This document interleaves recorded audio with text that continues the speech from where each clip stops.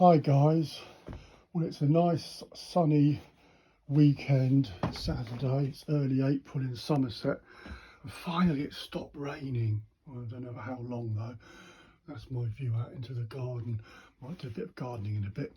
Anyway, look, I wanted to do a quick video on a Gearbox oil filling device, so that you can use it for diffs and whatever, anything you want to fill up really, which is a bit awkward to get at. Because I've got to change the automatic transmission in my car and it holds about 9 litres. In the past I've faffed around with those little squeezy bottles trying to squeeze it in, and it all goes down your wrist and it's always at an awkward angle and you're lying on your back trying to do it. So I come up with this idea to use compressed air to push the oil in. I know there's some proper things you can buy, and fine if you want to buy one of those. That's all good and well, and you can do that. They're about 50-60 quid or something around that region. But I thought, look, I had bits and pieces lying around in the garage, so I thought I could make one up. So basically I'm going to show you what my one is. This is a 5 or 10 litre AdBlue container, which is like a plastic can. I actually found this one in a skip. It did have a bit of a hole in it, so I've sealed the hole up. I'll get a better one at some point.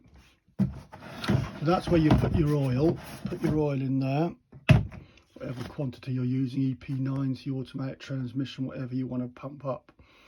You can put whatever you want in there. Now, to compress it, there's a small hole there. And you can use, if you've got yourself a compressor, you can use a little airline blower, these little airline blow guns, next to nothing on eBay. And that just goes in the hole there, poke it in, there we go. So you can compress it with that, and that compresses it. I created a little safety valve actually as well, just in case. You probably don't really need that. That's actually made out of when you buy those diesel fuel filters, the inlet and the outlet have little caps on to stop dirt getting in them. So I just made a little hole there and just poke that in. It's slightly loose. That'll pop out without, if the pressure gets too great. But you're not really going to get it out because you're going to control it. It might be better to operate this as a 2-person job, but you could do it as a 1-person job if you're able to. I don't see why you couldn't, depending on how far you are away from the gearbox, I guess. But I'd probably use it as a 2-man job, and the other person can regulate the air going in. It actually runs, it needs about 10-15 psi, so you can turn your compressor right down low. Depends on the viscosity of the oil, I guess. The thinner the oil, the less pressure you'll need to push it up. So with automatic transmission fluid, it's quite viscous, so that probably doesn't need a lot of psi. But let's have a look at the pickup. So I made this is the cap of the AdBlue container. I've got 2 brass fittings. I like those barbed fittings. Then there's a female fitting, a double-ended female fitting there. So that screws in there. And then the other top one just screws in the top one. I put a washer on it and a bit of mastic round there. And that's tightened up okay. It's airtight. So you can buy these little fittings off eBay, good old China, that's where they all come from. So you can see that's the female fitting there, that's the silver looking bit. It's just like a tube with a thread on each end. So I think what they call them, female fittings, I guess, tube fittings.